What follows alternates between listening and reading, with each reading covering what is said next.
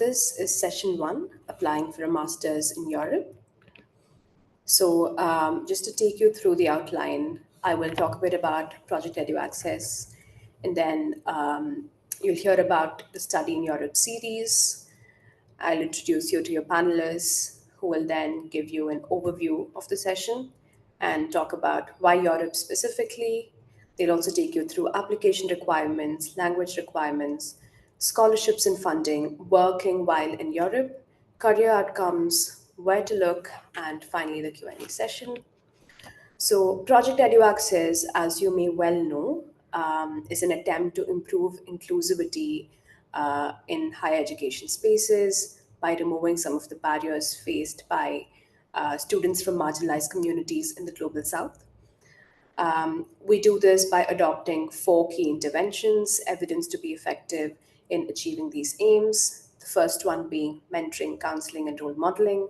The second one being disseminating information, advice, and guidance. C, capacity building and leadership skill development. And finally, evidence based advocacy.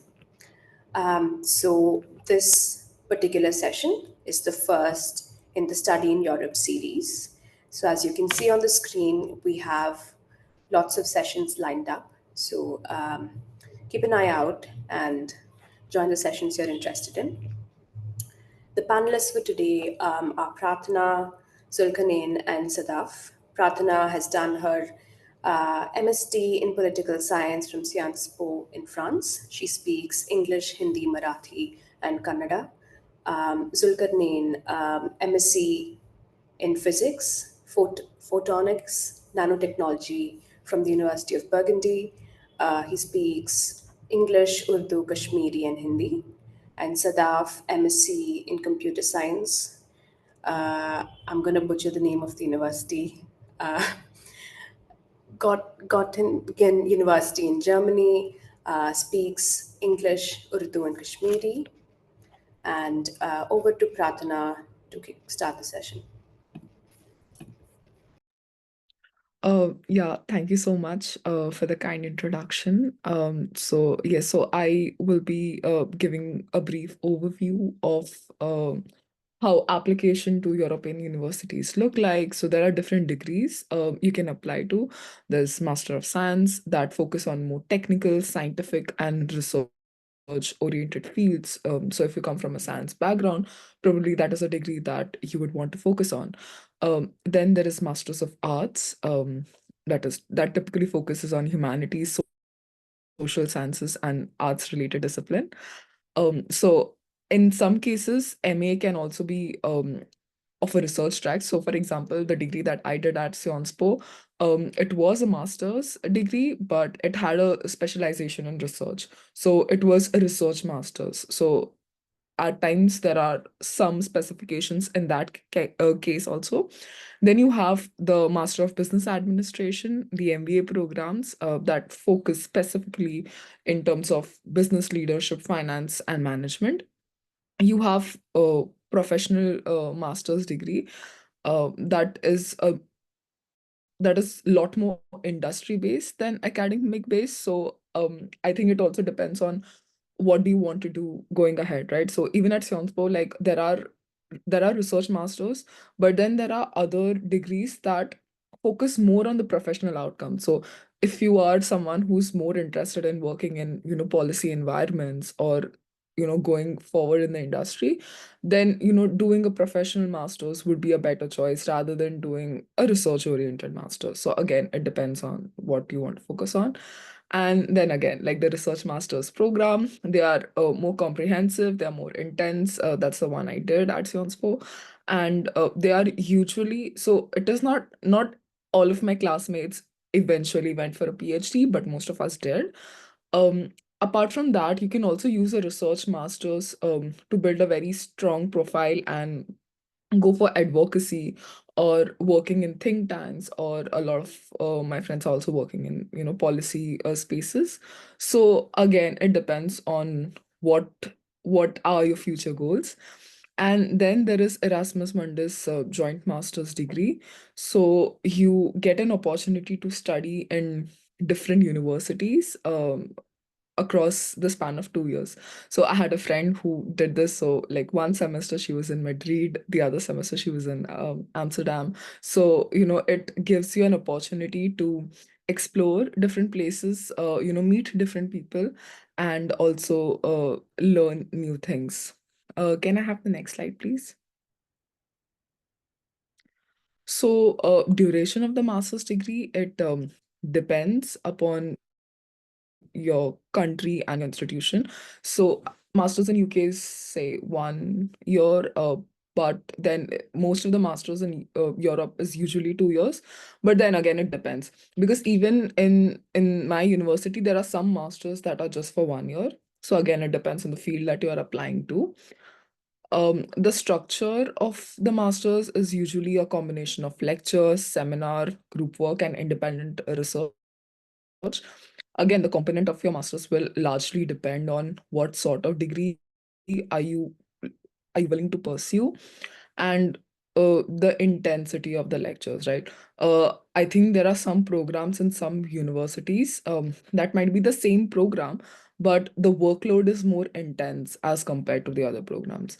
So I always feel when you are shortlisting universities, it is a very good idea to talk to the master students who are already doing their degree there. So you get a sort of understanding of how things are at the university, and then you can make a choice, that because if even if you're doing a master's in political science, the one you do at Sciences Po and the degree that you do in, say, for example, Sorbonne University will be very different in terms of workload and your expectations, and how people have fared out after the degree. So it is a good to make this choice. I think it is a very good idea to go and talk to people, so as to you understand what are your expectations and if the degree is matching to what your expectations are.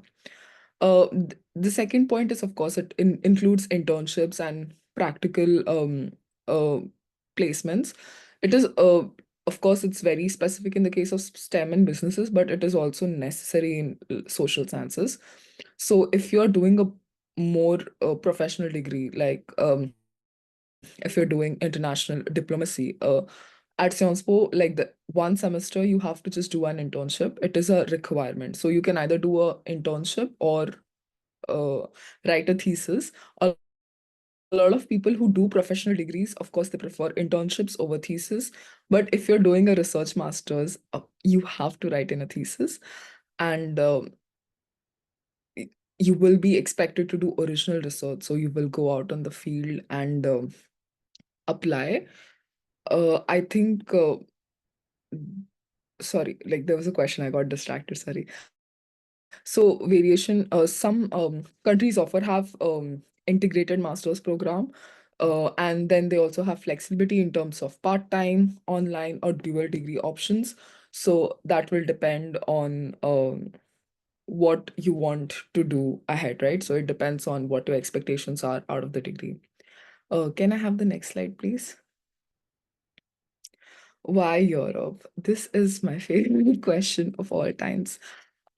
So it's very affordable in terms of tuition fees, because a lot of countries, if you see the cost of studying in the US and if you compare it to Europe, it is very different.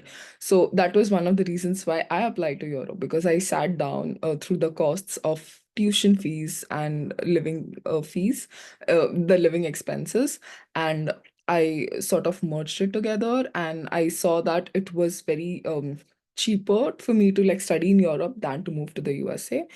And most European universities also offer subsidized education. It is not in the case of Sciences Po because it's a private university, but public university in France is very subsidized.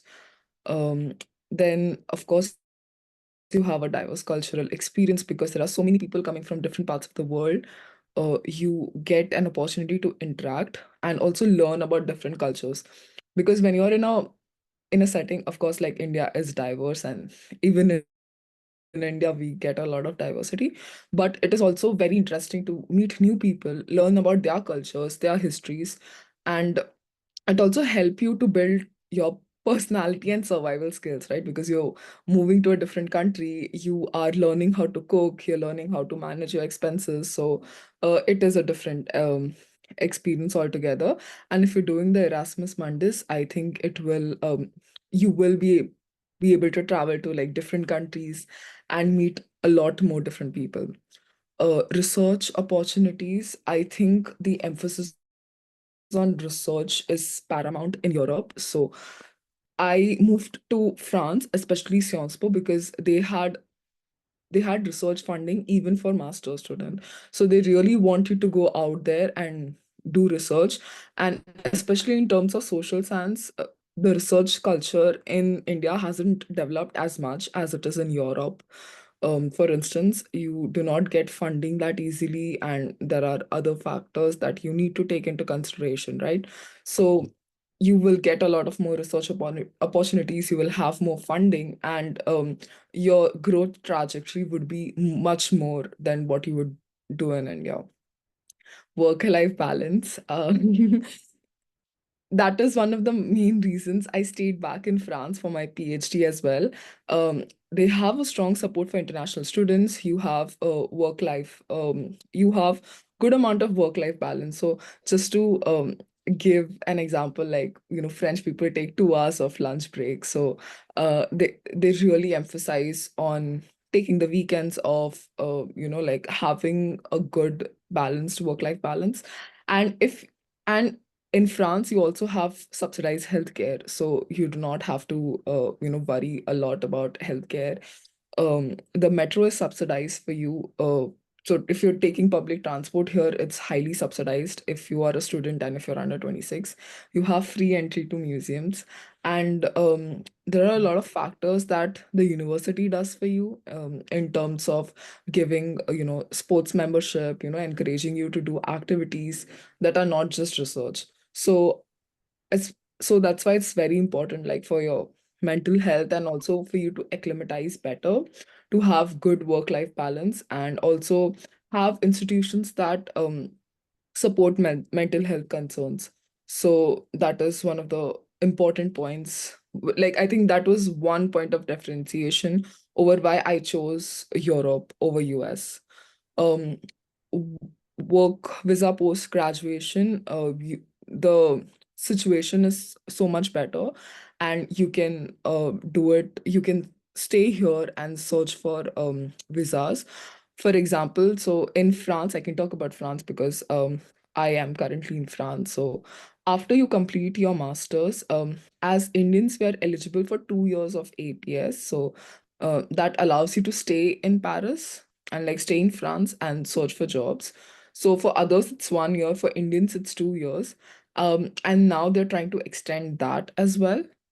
So at least for 2 years, you do not have to worry much about how things are going to work out. So if you have enough savings, you can, take some time off, stay here and look for jobs.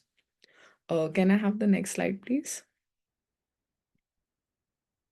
So application requirements. I think it is important to have a list in front of you before you start with the application process so that it's easier.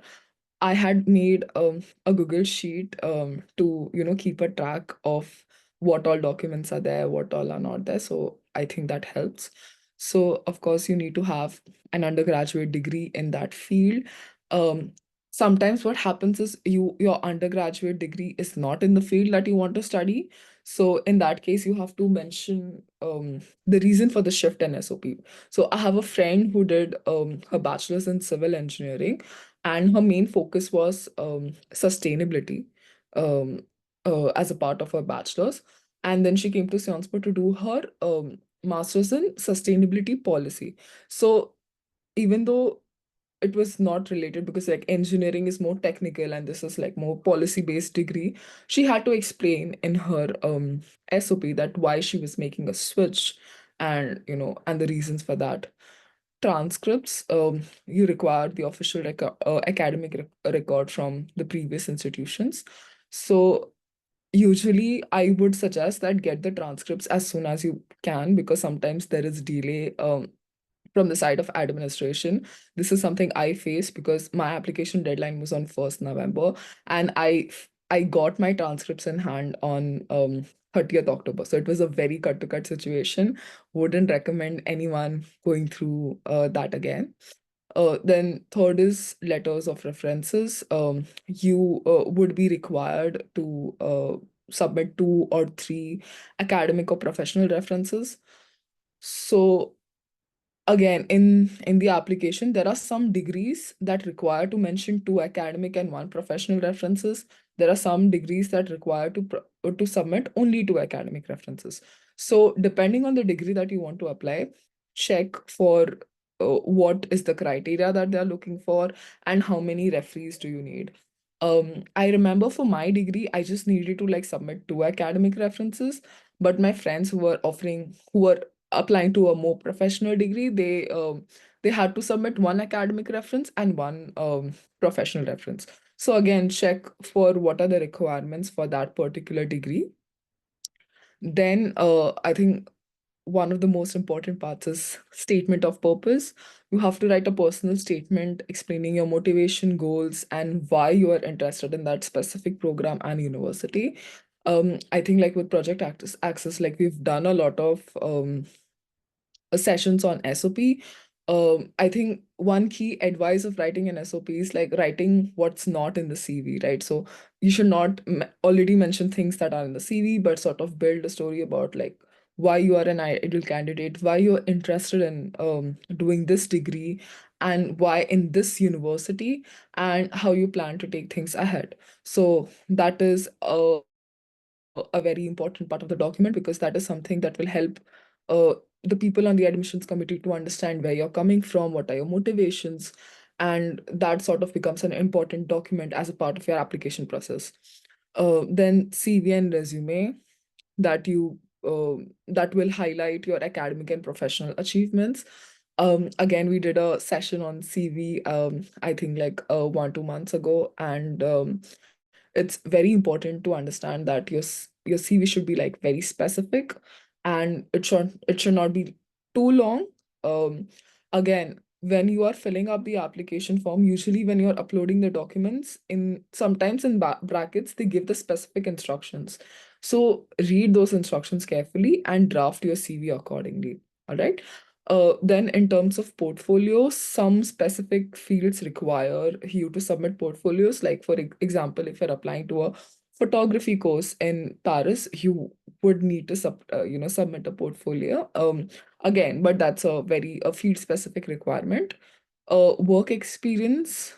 Some places require you to have a work experience. I think it's more intrinsic in case of professional degrees like MBA, not so much in humanities or social sciences. So I directly did my undergrad and then my master's. So I was not required to have work experience.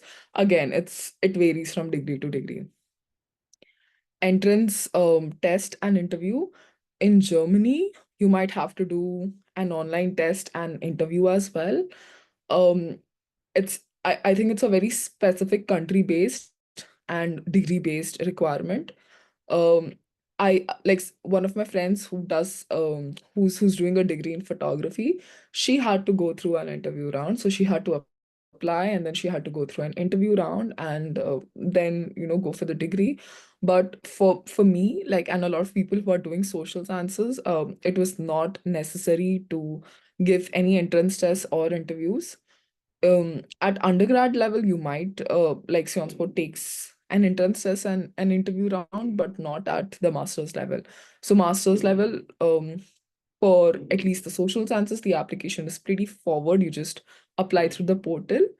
But other than that, there are no interviews in particular.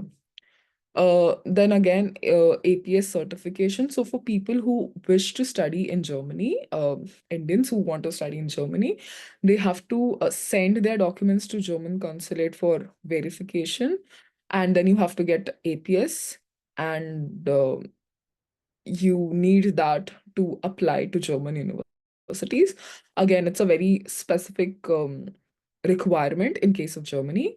For France, you need a Campus France attestation, but like that comes at we can talk about that at a later stage.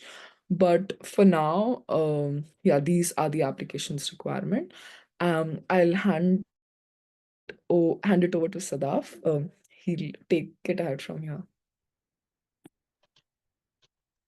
Hello there, everyone. So let's talk about language requirements. And before that, I answered so many questions. If you have more questions specific to Germany, just put them in the chat. And after I finish my talk, I'll keep on answering. So language requirements, as you know, especially in case of Germany, what you could do is you probably would not need IELTS if your English, if your previous degree was taught in English language. For that, you would also at times need a written document from your university, which was something I did. Or you would also have to, or at times what happens is on the transcript, it's written that the degree was conducted in English language. However, the caveat is that when you apply for a visa, you would need IELTS for that in case of Germany. So, for example, my university, they did not ask for IELTS. They accepted my letter from the university. And when I had to apply for visa, I had to do my IELTS. And in case of Europe, generally, IELTS is widely accepted as compared to TOEFL.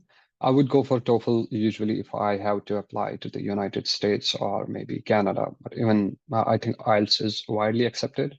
And if you would have to choose between IELTS and TOEFL, I would 100% recommend IELTS because it ends up becoming cheaper. And at times you have to, the IELTS Association themselves have to send the score to the universities, especially in US and UK. And first 5 times it's going to be free. And in case of TOEFL, it's not, it's like once or twice free. And then you would have to pay way more money.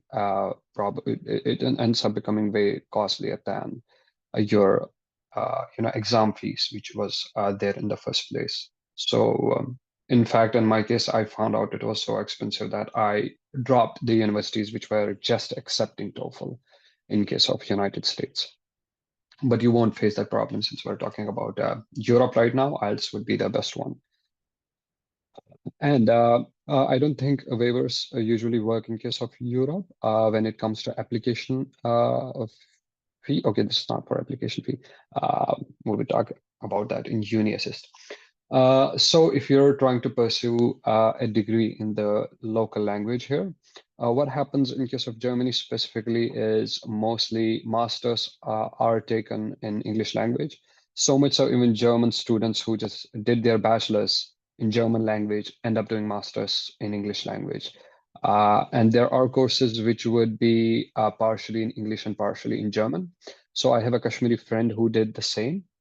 In her case, her German wasn't as good. She is still on her A1 level, and she already started her studies here. She takes English courses right now, and later on she would have to take German.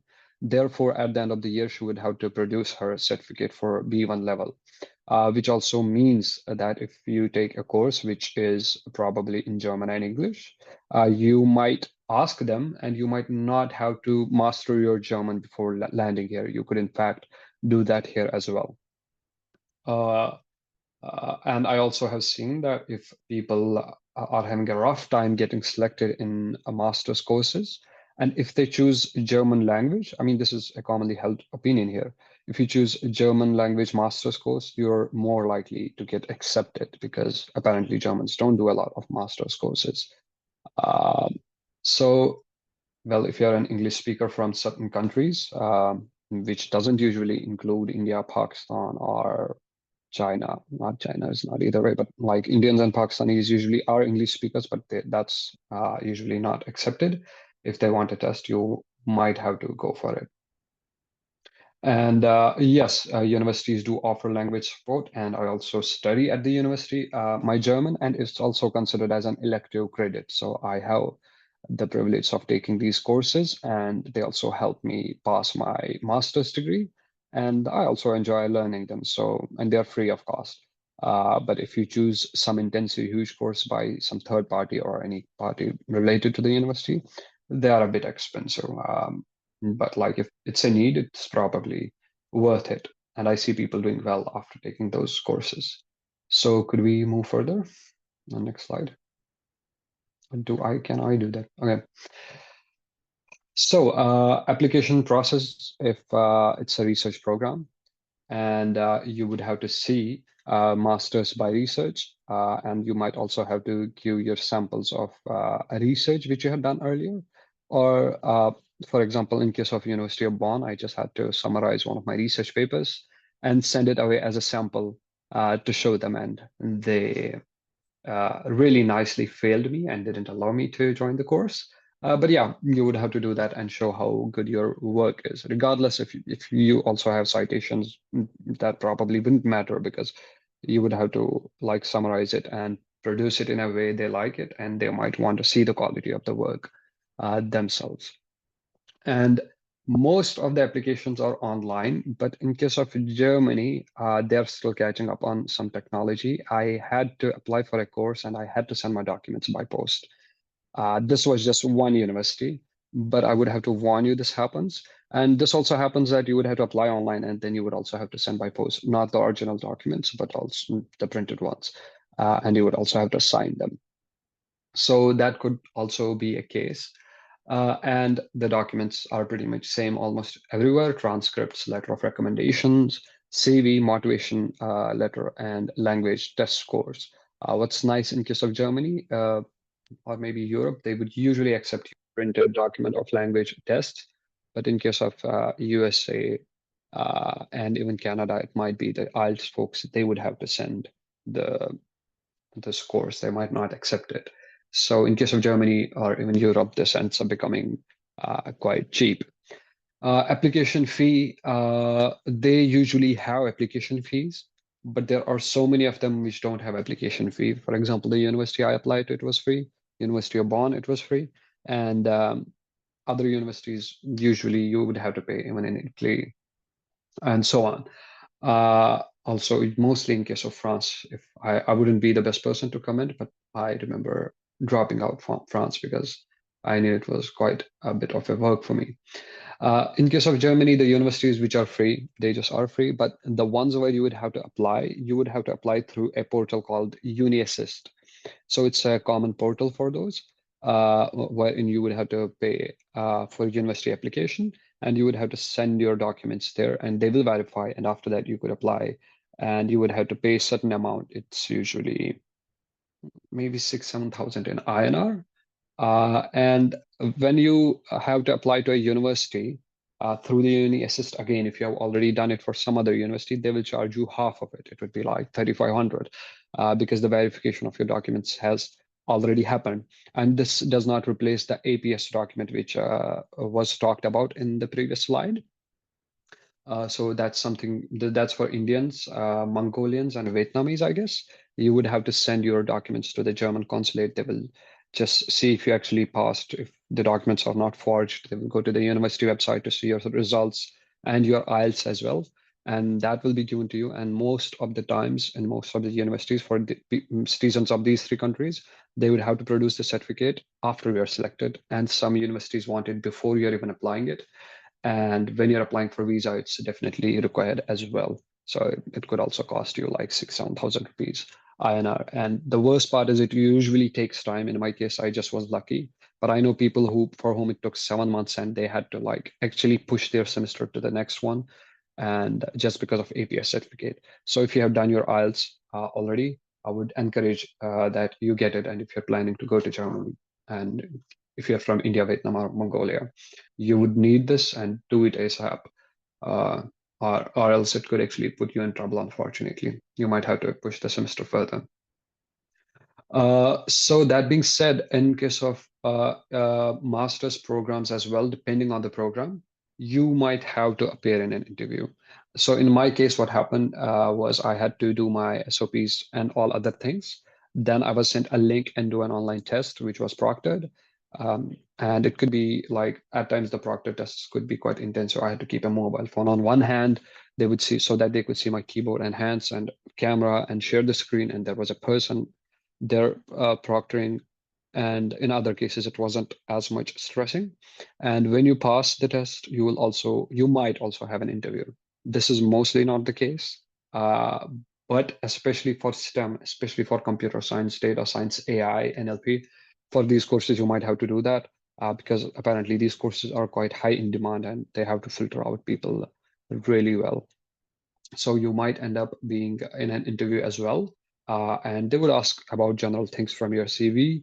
They could also ask you about any of the questions which you did in the test to make sure that you did not cheat, and you might end up having a discussion on those as well. This is mostly not the case, but if you're in STEM, especially in IT-based fields, you might have to face that.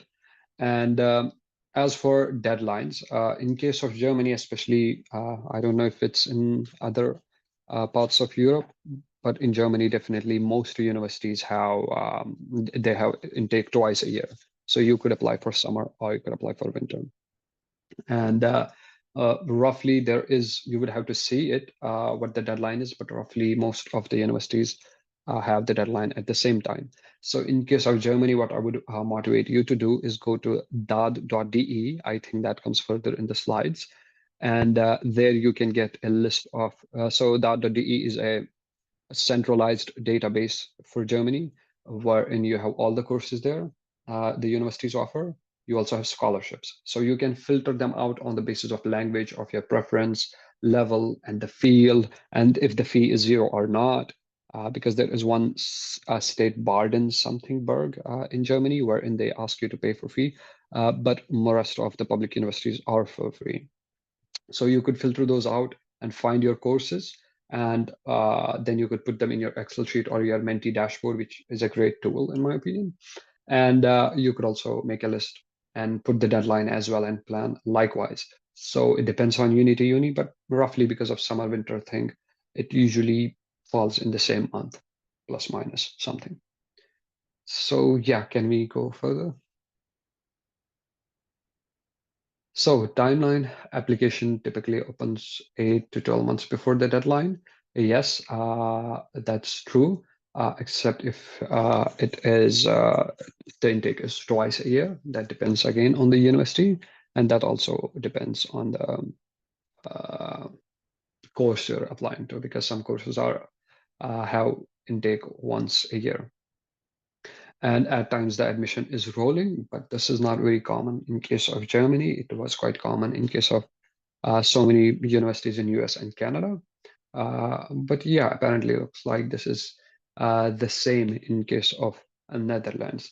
And already you heard about Erasmus Mundus, a beautiful, beautiful scholarship, and it was quite favorite of mine. But I'm glad I didn't get in because I don't think I found out I don't like traveling now. But other than that, yes, you'll be mostly, there are levels of it. You could be funded totally, and even your travel expenses would be taken care of, and you study in 4 countries within 2 years.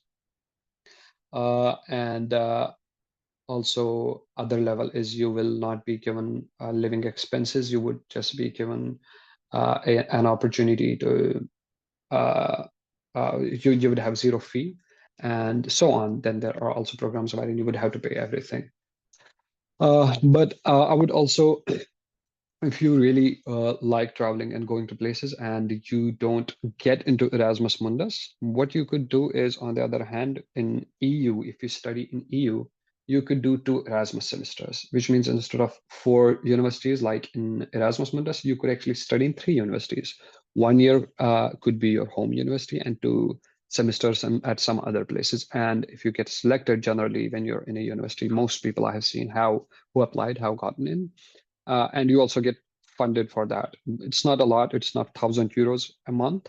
1,000 euros would be at least what you would need generally.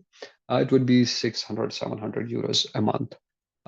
And if you're already here and you already have 1,000 euros a month, you have decided you'll be spending it here, and it's from either from your scholarship or from your own earnings, or you have a job. So in addition to that, the Erasmus program would be nice as well. But there are caveats to it. For example, you cannot work while you're doing Erasmus. If you're in like if you're in Germany and you go to Italy for Erasmus, you cannot have a job of Germany for that time. So that being said, you should. My favorite way of doing this all is just choose the university or scholarship whose deadline is really near, and just apply to that. During this process, you automatically end up preparing all your documents and everything is in place. And now you also understand the process, and then you should go on to plan other applications, and you will probably be knowledgeable by now just after the first application. So could we go further? Yeah, is this for me or is this for the next speaker? I'm not sure if I've lost the track. I'm sorry. Just a minute, let me double check that.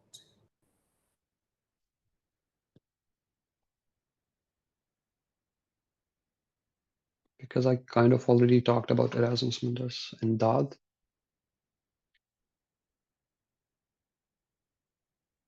Yeah, I think this one is for me. I think this is for the next speaker. Oh, perfect. All right, so that's all. Thank you very much.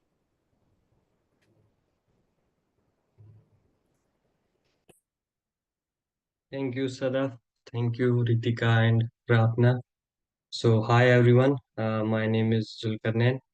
I'm currently in Italy. I'm doing my PhD here, but I did my master's from France, so I'll be mostly talking about that experience. So let's start with the scholarships. I think it's one of the important things, when we apply to abroad. This is one of the important things we keep in mind about scholarships, funding, etc. So in Europe, there are a lot of like scholarship options. For example, Sadaf already talked about Erasmus Mundus scholarships. Scholarship, it's a joint master's degree program. So I'll not talk much because there are other slides also. So like you can do semesters in different countries, in different universities uh, across the like Europe. And then there are like government funded scholarships. For example, there is this DART scholarship in Germany. It's offered for like master's programs, especially in STEM and even social science. Then there is this Eiffel scholarship in France, which covers your like tuition fee, monthly stipends. In addition to these, like there are a lot of scholarships, especially there is one more called Charpak scholarships, scholarship in France. What you can do is at the end we will share some like websites. Those are like common portals. You just go to the website and you will find a lot of scholarships available, especially for Indian students there. So then there is this Swedish Institute scholarship, which is available for master's students in Sweden. So these are some like government funded scholarships. In addition to like these scholarships, there are some like university scholarships. For example, in France, you go to University of Paris Saclay, you get a scholarship there. Also, like when I was doing my masters in University of Burgundy, there was a university scholarship. Uh, like most of the universities, public universities in France have this option. So I think it's like very common kind of scholarships in France. Also, like in France, there are two types of universities: public universities and private universities. In public university, like fee is very less. I think it was around like 243 euros a year, which is like around 22,000 a year, which I think is very less in comparison to like other places. So even if you don't get a scholarship, you can go and you can do part-time work. You can work 20 hours a week in France, also in Germany, like for some hours. So I think it's like quite affordable. Also, they give you in France, they give you like accommodation inside the university that is at reasonable rates. So I think it's like good option. Also, like in Germany, also the tuition is free, so you need to take care of your accommodation and expenses. So yeah, university scholarships. Can you change the slide, please? Yeah. So like then there is this part-time work concept in Europe. Like every country has like different procedure. For example, in France you can work for like 20 hours a week. in Netherlands you can work for 16 hours a week and you get paid, on hourly basis. So for example, in France there is a minimum wage of like 10 euros per hour. If you work for like 2 hours, 3 hours a day in the evening, you can get like 30-40 euros, I think, which is good, like for your groceries and these kind of things. So in Germany, like as I can see here, like you can work 120 full days or 240 half days per year. So even if you don't get scholarship, you can manage somehow in Europe. And the common types of jobs in France, in Europe in general, like I've seen people working in restaurants, cafes, or even some work in university libraries or even the labs of the universities. So there are like lot of jobs inside the inside the campuses also. So yeah, these are some like common jobs students do.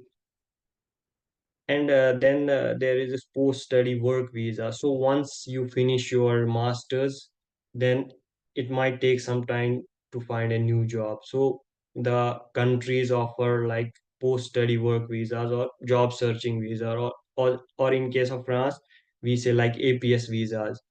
So it depends. It differs from country to country. In France, it's like 2 years. You can get a 2 years APS visa. In I think in Italy it's just 1 year, or I don't know about Germany, but I think so you have enough time to search for a new job and get settled in it. So okay, can you change the slide?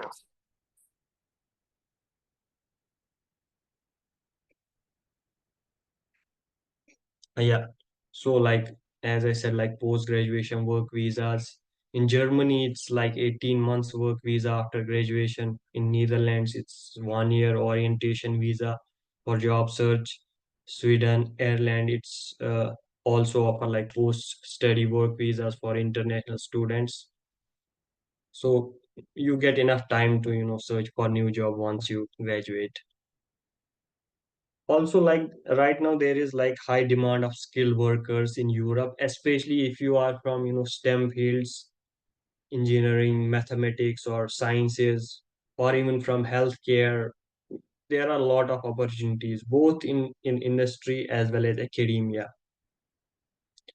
So like after finishing you could just go for job, or if you want to go into research, you could go for PhD or maybe some other type of internships, or lot of options there. Also, like people sometimes people want permanent residency.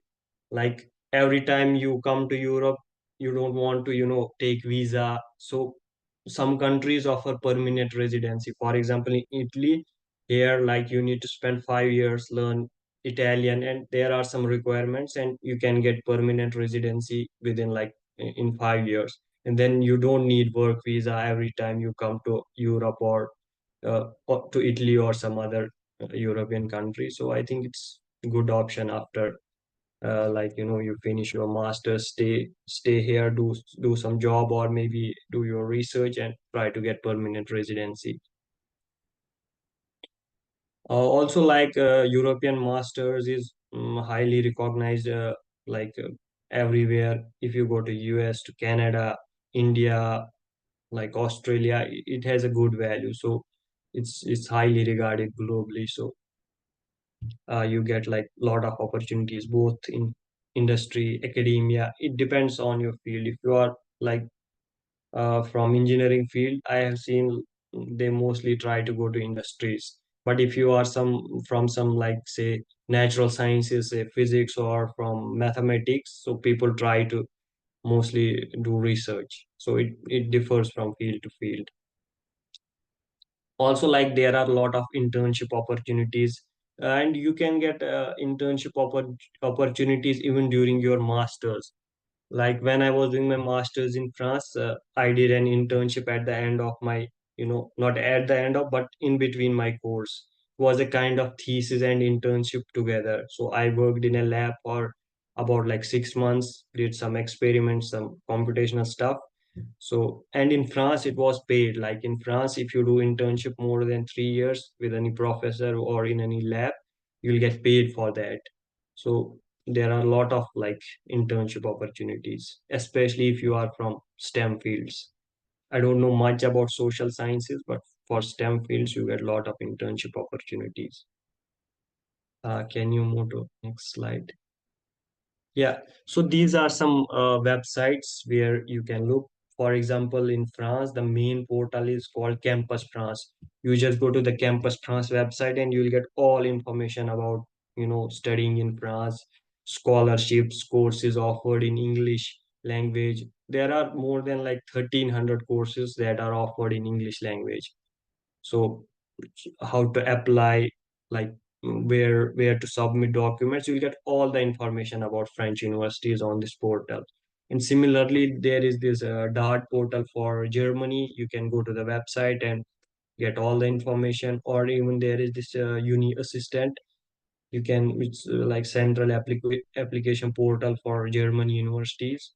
So you could check these websites. For Italy, like there is this portal called Universe Italy. So mostly like when you apply in Italy, universities have their like websites, and mostly people apply through those websites. But there is also this common portal called Universe Italy, which gives you a lot of information about universities in Italy, scholarships, research, etc. And similarly, in Norway, there is a central portal called Study in Norway. You could check things on there. Can you move to the next slide? Yeah. Also, like there are some general European portals, for example, as my colleagues were talking about, like Erasmus Mundus joint masters. So this is the website of that. You could check and you can get all information. Then there is this European University Association.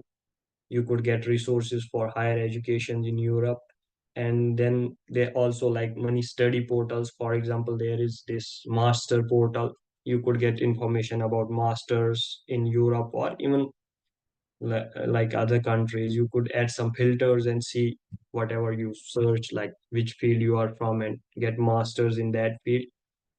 So yeah, these are some very useful websites. Maybe you can have a look at them. So yeah, thank you. So if you have any questions, we are here. Yeah, thank you so much for that. Feel free to keep posting your questions in the chat box. And if you'd rather ask a question, please raise your hand. I just wanted to like quickly add, sometimes like when you're applying to France, some universities require you to apply directly, not through the Campus France portal. So if you're, for instance, applying to Sciences Po, you are required to like, apply to their through their website and portal, and not through Campus France website. Yeah, that's just one very small detail I wanted to just. Perfect. Thank you so much. Barha, do you want to ask a question?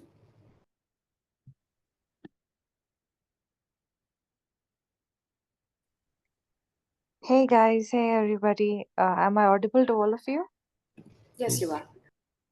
So, right now I am a second year law student in Srinagar, Jammu and Kashmir. And I was hoping if you guys could briefly summarize about law universities which will, help me do masters in Germany, preferably, or in the UK, since majority of the Kashmiris in UK, when they have to go, they go to Birmingham, England. So that was my number one spot to go to, and I was looking through like there's St. Joseph and there's other universities, and the only scholarships that are accessible to us in my university, especially University of Kashmir, is the Rhodes Scholarship, which all the people talk about all the time. So I could really appreciate if you guys could summarize a little bit about law, necessarily masters in law in Europe. Thank you. That's all. I can maybe start and then I like others can pitch in, because again, I'm not a law student, but I have friends who are doing law. Firstly, I think it's very important to decide what field of law you want to go in, because like there is arbitration, there is public law, international public law. So one of my friends, like she's doing arbitration, so she did it at Sciences Po and now she's working. So it was 1 year degree, and she specializes in arbitration, and that's why she came to choose to Sciences Po. She chose Sciences Po. Whereas my other friend, she is more interested in international public law, and she's doing the degree from Sorbonne University. So I think when you are trying to sort of navigate this process, set some criterias, right? So like my suggestion would be, what is your subject area of expertise, right? Because law is again a very broad field. So in what area you want to work in, so that's how you can narrow down the colleges. Then also in terms of practice, because law, how can you practice after doing it? So if you want to practice, or if you want to go in academia, again, my friend, because she did international arbitration, so that was not an issue for her. So she practices now, and she focuses more in terms of like businesses. So it's okay for her to like practice here. So get the technical aspects sorted out. Also, if you're doing it in Europe, then you also have to be very look at the language specific requirements, like if you're needed to learn the native language or something like that. So uh, some universities offer law degrees only in French, like in France. So there are some universities that do that in English. Sciences Po is one of them. So you might want to check them out. So depending on like these different criterias, what you can do is you can narrow down the list of colleges, and then you can speak to the students who have already done a degree there. So you will have a better understanding of if this is a master's that you need at this point. And I hope that helps you to, like come to a smaller section. And with regards to scholarship, I think you don't have to just stick to roads. Okay, so there is, if you're applying to France, there is the Eiffel scholarship, and there is Charpak scholarships.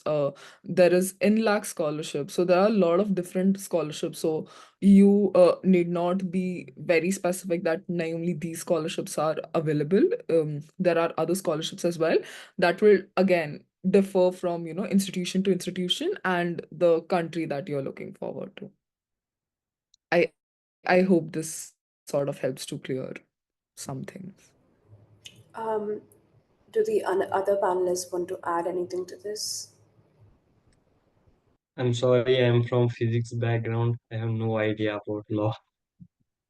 Yes, I would highly encourage. I was just trying to do the same so that I could look it up for you.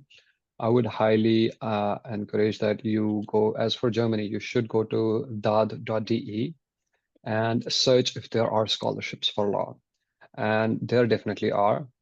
But one of the problems which I saw with the people around me who study law and are international students, it's difficult for them to survive after they are done with their degree, because mostly in Germany, when it comes to law, you must know to get a job, or if you're planning to work from here, you might be asked that you should know German, especially in case of law.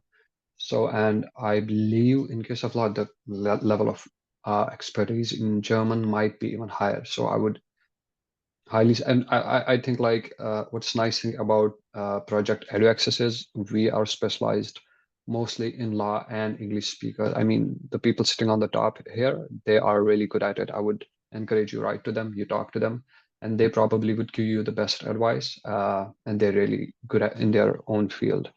You might get scholarships in fields like when it comes to at the in Europe, you would get when it comes to law and AI, because EU is trying to regulate AI a lot, and this will be rising even more. Law and climate change at the intersection of those fields. If not now, these things will increase over time as well. But again, if you're planning to stay here, maybe this might not be the best idea. Thank you for that. Mansi, do you want to ask a question?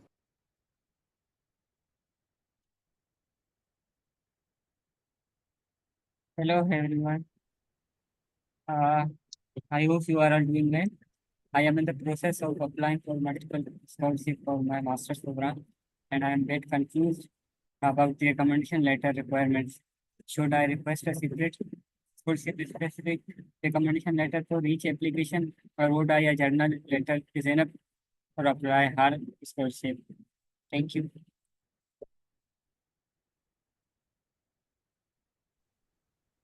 Am I audible? Mansi, just hold on a minute. I think the panelists can answer Jawat's question before we come to you.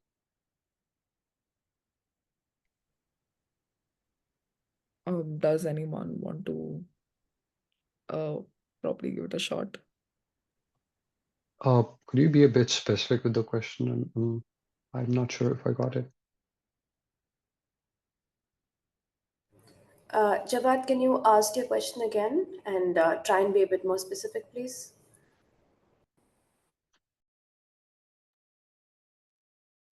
I am asking, I am in the process of applying for multiple scholarships for my master's program, and I am a bit confused about the recommendation letter.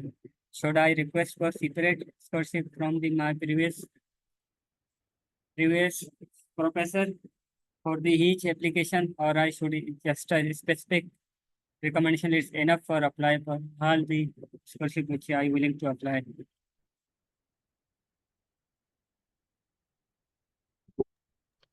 I'm still not sure what the question is. Did anyone of you understand? Could you Yeah, explain yeah, that? I got it. He's trying to say like he's applying for various scholarships.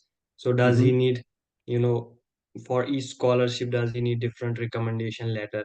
I think what you can do is, uh, ask for general recommendation letter, one or two or maybe three, and then you can use those. But if sometimes you need to apply through the website and they ask you to give the details about your referee or something, then you can talk to your professor. But mostly I think general recommendation letter work very well.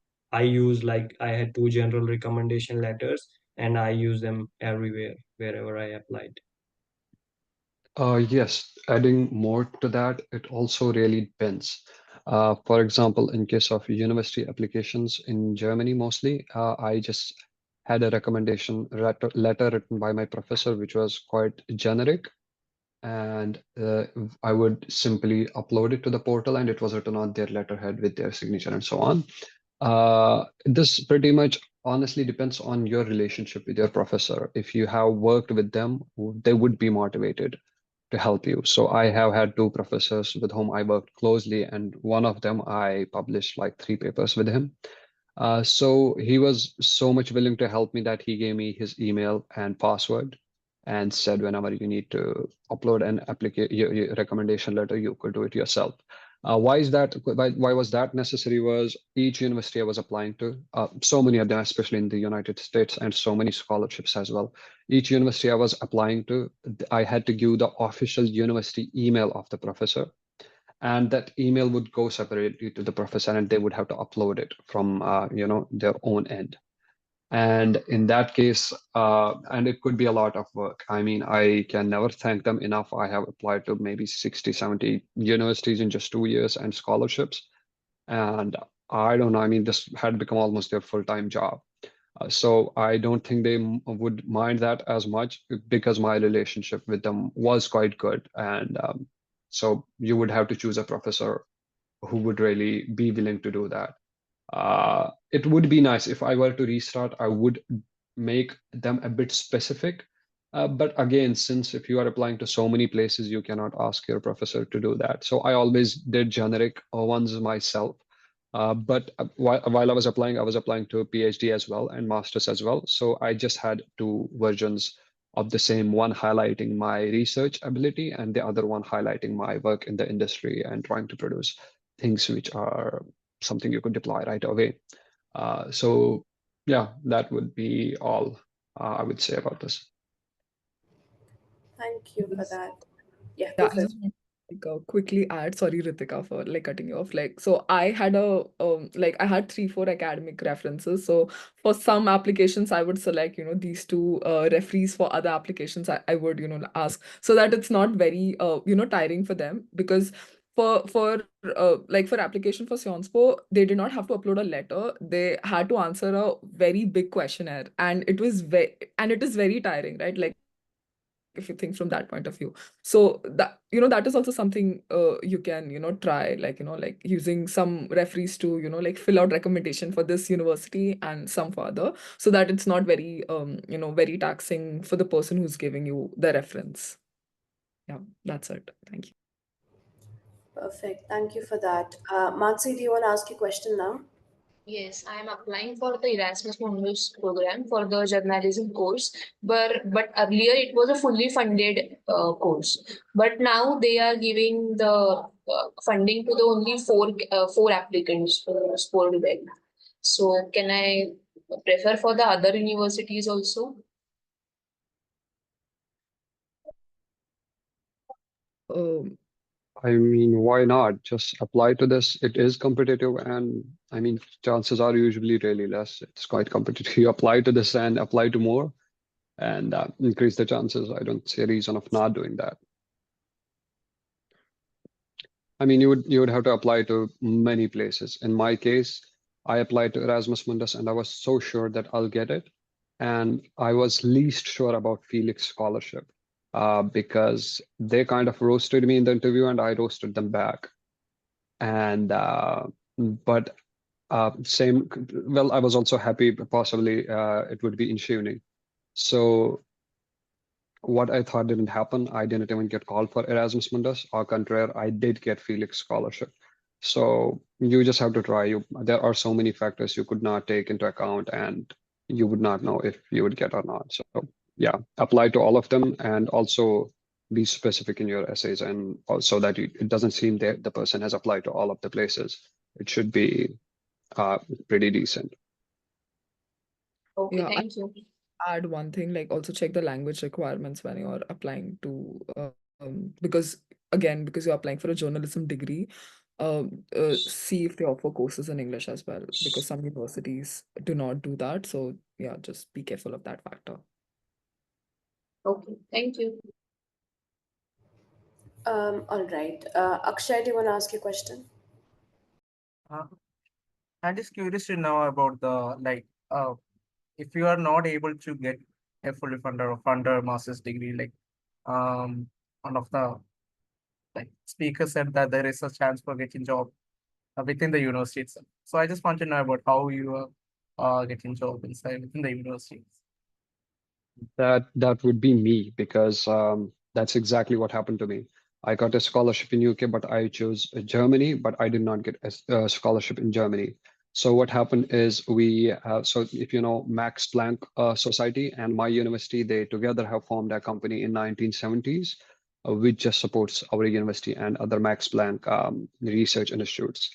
So given my field, it usually is right now a easy, we usually get easily a job if you have experience. So I had like 3 years of experience before my bachelor's, 1.5 years before bachelor's, 1.5 after bachelor's, and that was pretty much considered here.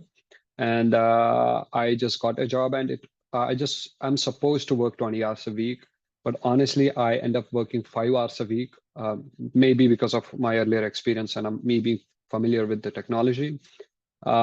So they pay me enough.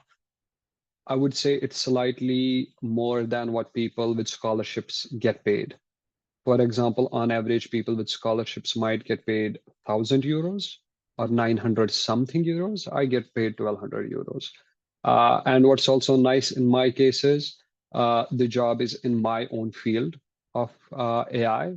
And as a result, this is helping me that while I'm studying, I also have my work experience going on parallelly.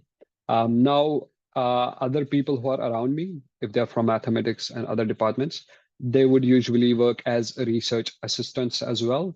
They would help our teaching assistants. They would help their professors just formulate the class assignments and so on. They're also closely related to their field, and they do well.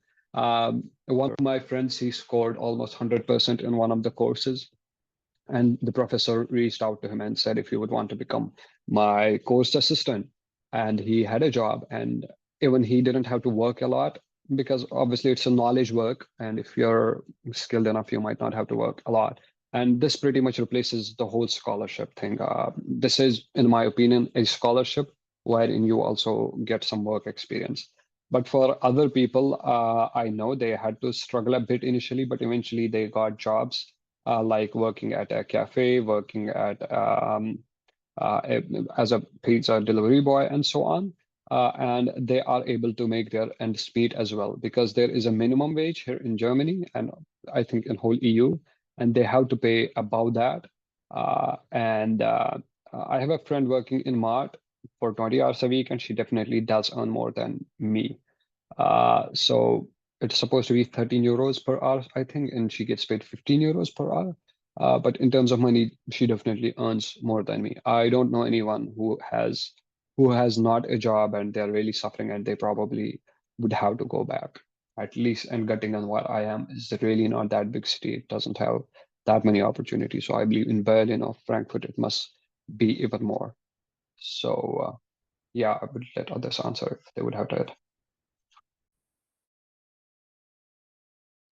Thank you. Okay, thank you for that. Can we have Kamrul next, please? Hi, good morning and good afternoon. Uh, I have a small question regarding a letter of recommendation. Suppose I have a good relation with one of my professor, but he is currently not in that institute. He has now changed his institute to somewhere else. Could I just ask him for a recommendation letter to write for me? Uh, Yeah, that works because it happened with me as well. And as long as you studied with that person or like you've worked with that person, I don't think that should be an issue. Thank you.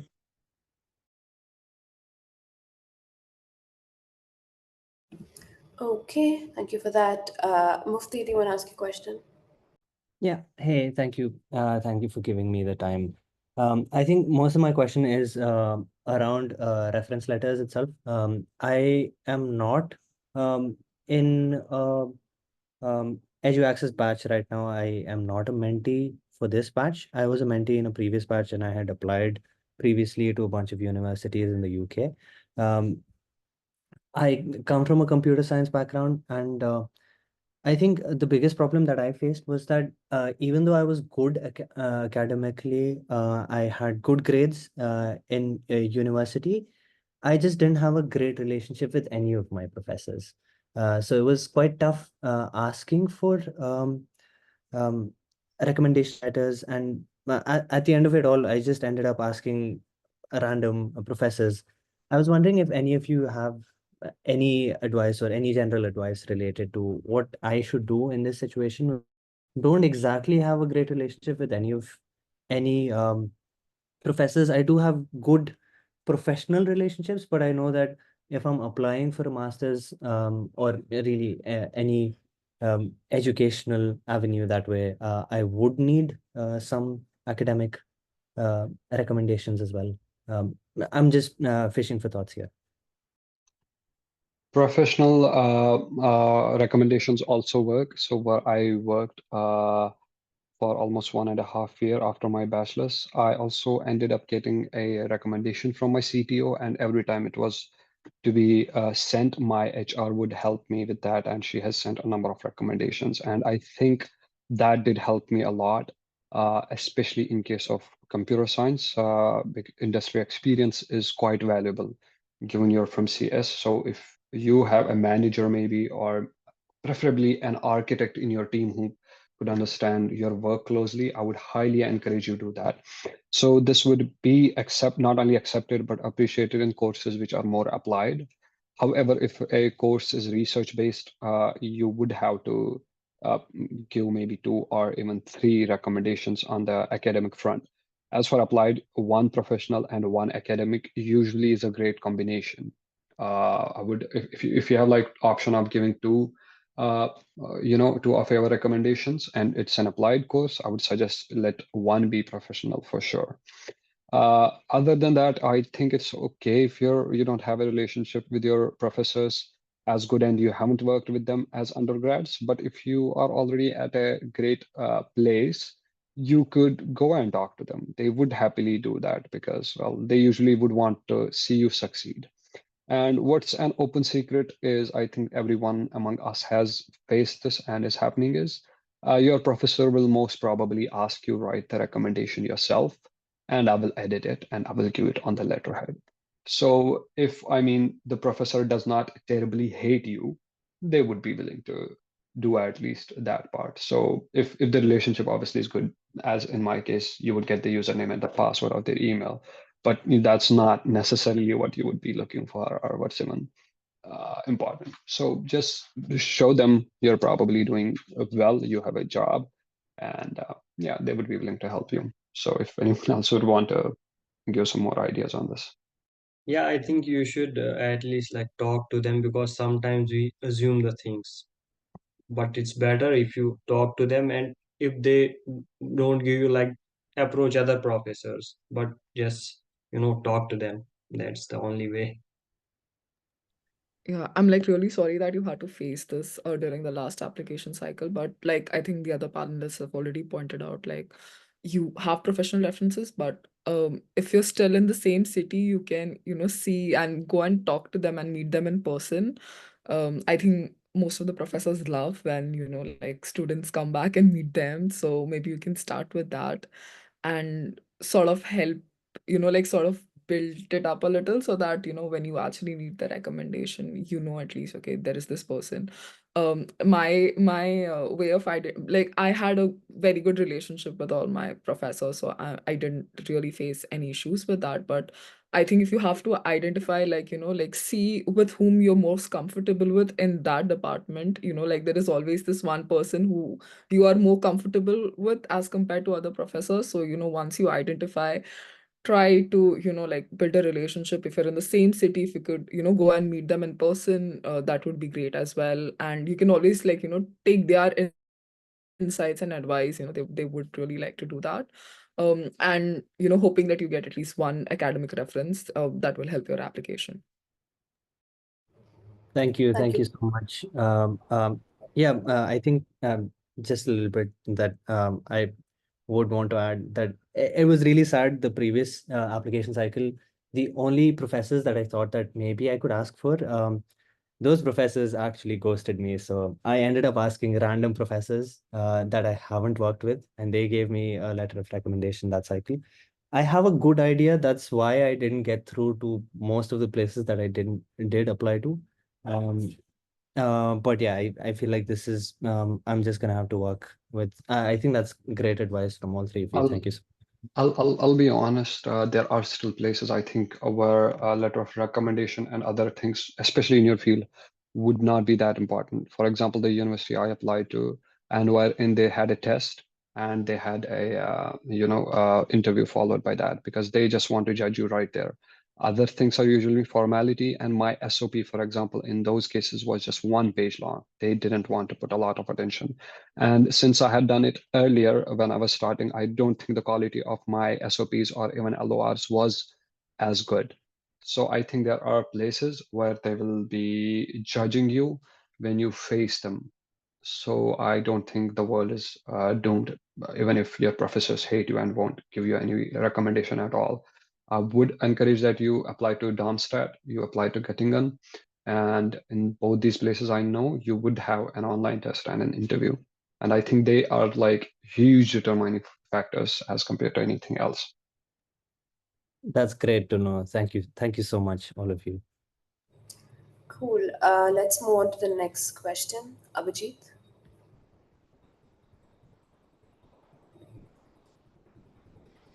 Hi, hello. I hope I'm audible. Thank you. Okay, thanks for confirming. Good evening, everyone. Thanks for your time. Brilliant session. I've got two questions. I'll try to summarize it as much as I can. First one is regarding LORs. So the context is I've got 7 years of working experience in advertising and marketing. So my academic career was a long time back. So I'm not in touch with any of those professors, and they are not in those colleges and universities anymore. So is it compulsory still to have an academic LOR, or can it just be professional? So that's my first question.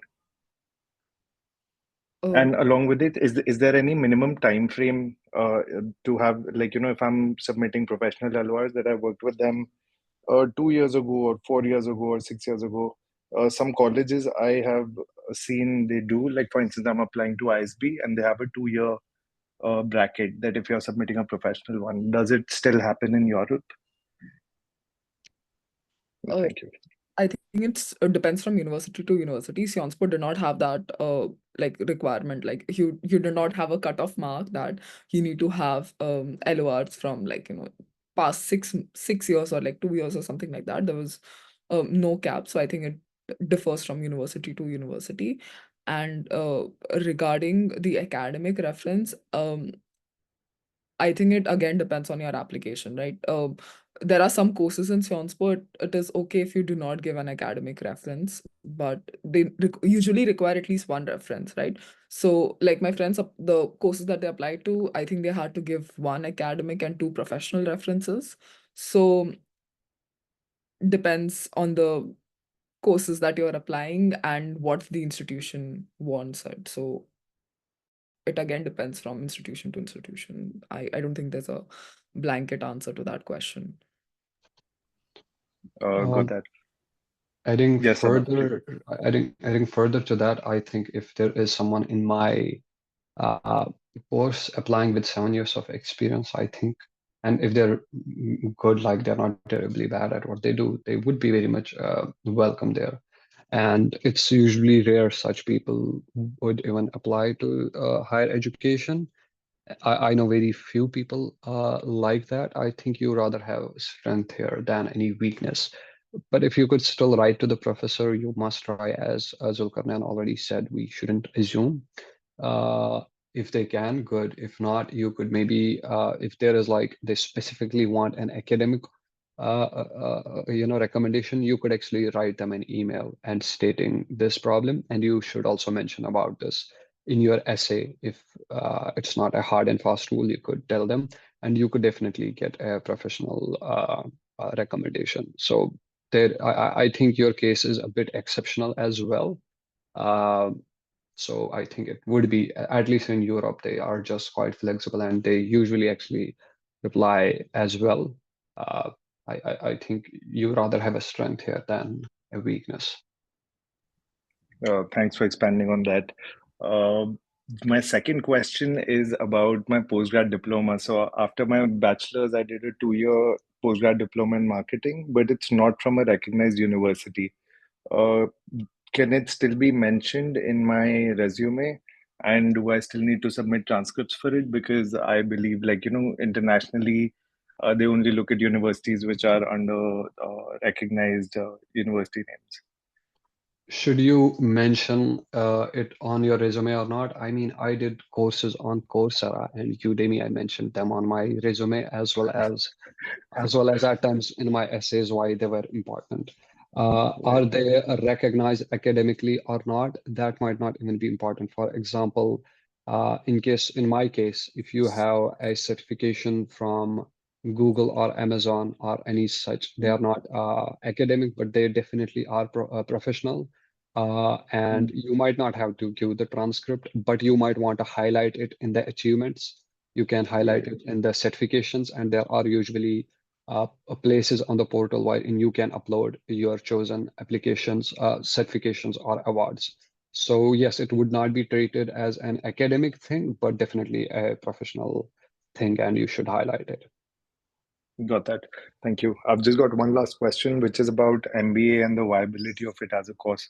I have seen how MBA is sort of like, I feel like it might age out in another 8, 10 years, maybe.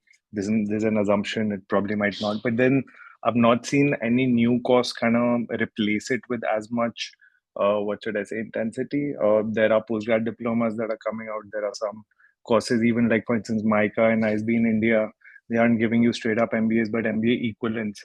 So, but when I look to Europe, there's either MBA or there are MIMs or there are some executive courses. Executive courses, they definitely require over minimum 8 or over 10 years of experience. So when I'm looking at MBA, I also look at it with some confusion that is this the right choice of course, or should I work it out for another 2-3 years and then look for an executive MBA, especially while looking at Europe. So any thoughts on that in terms of MBA as a course right now? I think MBA as a course does exist. I would not be the best person to talk about it. But I have, so I also try to do a startup, and the CEO of our company, he is an MBA. And Okay. the other guy in my team, he is pursuing a master's in business informatics. We have courses like that, which are a Mhm. blend of business and some other fields, especially in masters. I think this is such a special thing in case of Germany. The masters happen in such niche things that you might not find them elsewhere. For example, I study AI, and my course has this specialization, but there are courses which focus on the subset of AI, which is NLP. Like there is 2 years masters in NLP. I have just one course in that. I think if there is some specific thing you like within MBA, you could find a course on that. And you might want to take a look on dart.de and see what are the closest ones. You could have them at the intersection of two different fields as well. But I think MBA should be there because I know an MBA here. Right. Is MBA still a viable course going forward with all the AI integration and tech integration that's happening? For instance, like business analytics was the last big thing that came around around MBA, and now AI integration is definitely one of those. So, as many courses have not sprung up, there are some smaller diploma courses, let's say in Harvard or Stanford, have come up in terms of dictating AI or behavior of AI and ethics of AI, but nothing really I feel has been integrated in MBA. So do you think it might get outdated soon? Like it's a huge No, investment no, to take. I Okay. think there are specializations, as I said, like there are intersections and specializations within degrees. And I think I have seen a degree MBA which is focusing on data analytics as well. So I think you will rather be specialized than a generic MBA. It might be less outdated than at least in Asia. You should definitely, in case of Germany, explore dart.de and take a look for yourself. Yeah. I'm not experienced enough in the field. I don't know many people either, but this I know for sure. They are super specialized. And even if it's generic MBA, you would have specialization in that as well, and would be focused on AI as well. So I mean, if you're afraid of AI, you could have MBA related to the AI-based fields. And there do happen workshops as well, as you said, which is teaching AI and other things to people from the business department.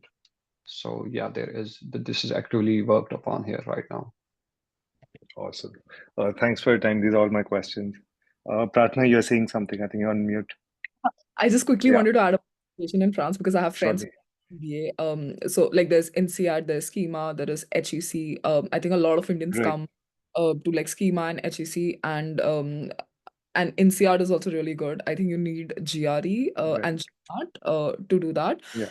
I think the thing about doing an MBA in France is MBA or MIM. In France, there's this concept of alternance. So basically, what you do is like if you get into a degree and like some universities like give you that freedom. So I know like some people at NCR and there is another university, I'm forgetting the name now, but they give you alternance. So Is this basically, ESSEC? ESSEC, yes, that's ESSEC, Yeah. yeah. Yeah. Tech has that option where if you like get alternance, you can work for 3 days a week and then attend the uni 2 days a week. Your tuition fee is waived off, and you also get a stipend. So I know a lot, like I know like some people, like I don't know them personally, but like they are acquaintances Yeah. who have done alternance. So I think it becomes so easier because you can focus, you can get professional experience, you can also learn at the same time, and you're doing a full-time degree technically, and you're getting paid as well. So I think Right. check that option out. Definitely. Really helpful inclusion. Awesome. I think this answers all my questions. This were about LORs, my college and MBA specialization. Thank you. Thank you for your time, Sadaf and Prarthana. I just added a link in the chat. You might also want to take a look. Okay. Thank you so much for Thank you. that. Azad, can you ask a question? Yes, so my question is on the student visa requirement for Germany. So if you look at the checklist for the student visa, I can see a statement saying that uh, current proof of language proficiency in German or English, depending on the language of instruction, and not necessarily if the letter of admission confirms sufficient language proficiency. It means that if I'm getting a letter of admission from a German university that I am proficient in English, it means that I don't have to provide IELTS or TOEFL score to provide to the visa. I mean, to get the visa. Is it like that? I don't know, this must be new. I came earlier this year. It was not the case. I know someone who just landed here from Kashmir. This was not the case. So if it is written there, probably it must be new, and that's good. Could you send me the link in the chat? I would also Yeah, want to take a look. I'm giving you the link. So is it written on the German consulate website? Yes, it came in August 2024. Okay, then it must be new. I just shared. Okay.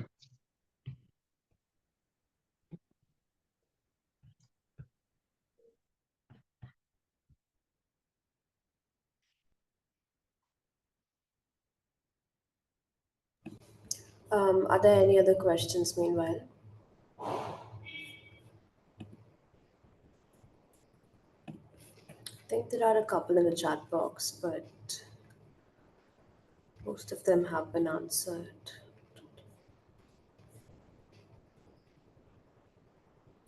How to best prepare for MSCS proctored admission tests and interviews? Is this something any of you can?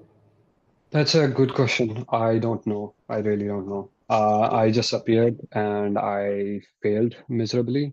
I did not prepare for them. But these exams look close if you're from CS. They look so close to, I think somebody who would usually prepare for exams like GATE would do that really well. But I did not prepare for it. So if you did, then probably that's all you need. If not, then I would suggest, and if you have time, I would generally suggest not to do it.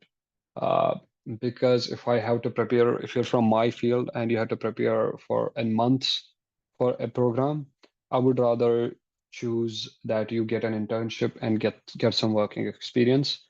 That will give you a job and increase your more chances of getting admitted to any other university. I would generally not prefer preparing for these. But if you want to do a little bit, so I think it would be the basics of your course.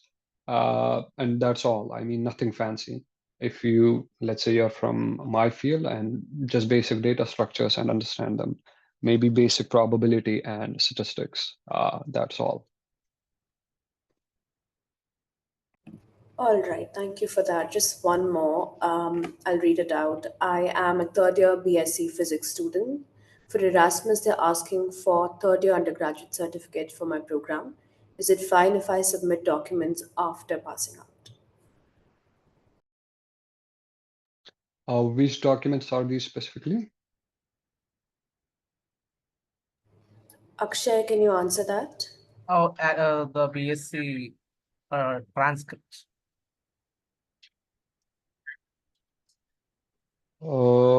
So yes, I don't think no, not transcript. It depends if you're applying in the last year. So what was in my case, my degree certificate wasn't issued by the university when I applied. So I had a provisional certificate, and so I gave that, and I also wrote it that I'll be even in my visa application I didn't have it, so I wrote it that I'll do it later on and I'll give it to the university. They accepted. As for transcript, I don't think that would be an option. uh, I'm not sure, but I don't think so, because if you're in your last year, for example, studying and you don't have transcript, they would ask you the transcript of past semesters which you have already done. So I think you would have to look it up. And if you think you would need some special provision, you would have to write them an email and ask them if this is possible. And don't hesitate to write them email for everything you are confused about, and they generally do reply on time. So I would like to add, like when I was applying, I was in my fifth semester, so I used the transcript of like 5 semesters. So they just accepted, and then later on, when I went to France and I handed over my like full transcript. So I think it depends on the university. So it's better to ask them. Some universities may accept, some may not. So it's always better to write them. Yeah, same issue because I applied in my third year and Mumbai University is so great. I did not even have my fifth semester mark sheets by then. So I applied using the first 4 semesters, like the mark sheets of the first four mark sheets and the transcripts of the first 4 semesters, and it was okay. In terms of Sciences Po also has an India representative. Her name is Neha Agarwal. So her job is to answer questions like these. So I do not know about other university, but like Sciences Po has a India rep. And they also have like Campus France also has like events throughout. So if you want to study in France, I would highly recommend you to follow the Campus France page, Instagram page. They do a lot of webinars and they also do a lot of meetup events. So I know they do it in Mumbai, Delhi. So you can go meet the representatives of various universities and have a chat with them. So yeah, that is also possible. So I'm generally asking this question, like not only Erasmus, since I am in third year, a lot of other programs also demands undergrad transcript. Like, should I do the same procedure, email the colleges individually and get a confirmation? Yeah, do the same, like, ask them because it's not your fault that the transcripts aren't there. And a lot of people in their last year actually apply. So it is not something that is not a new issue, right? So they have some they have some provisions in place. In fact, when I had started my master's degree, I did not even have my degree. I had applied to Mumbai University for a provisional degree.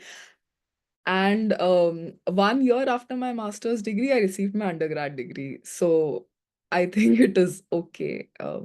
As long as if you're keeping the communication clear, we're asking, it's fine. Not. Thank Thank you you. for that. Okay, this is probably the last question. For Erasmus, do we have to apply in the coordinator university or all the 4 universities? is this Erasmus Mundus or yeah, it's for universities. No, you usually go to the program website and you just have to apply at that portal once and you just choose the universities you would want to go to further. So since I did not get accepted or even called to the interview, I did not have to apply to other universities. And I don't know, does that happen later on? But initially, no. Until you get rejected, you would have to do that. Okay, thank you for that. The next question is, previously Erasmus Mundus was offering scholarships for filmmaking courses like Kenyo ICM, Doc Nomads. Can anyone give any insight regarding good filmmaking courses in Europe supported by Erasmus? I think it would be a good idea to go to the Erasmus website and take a look at the courses.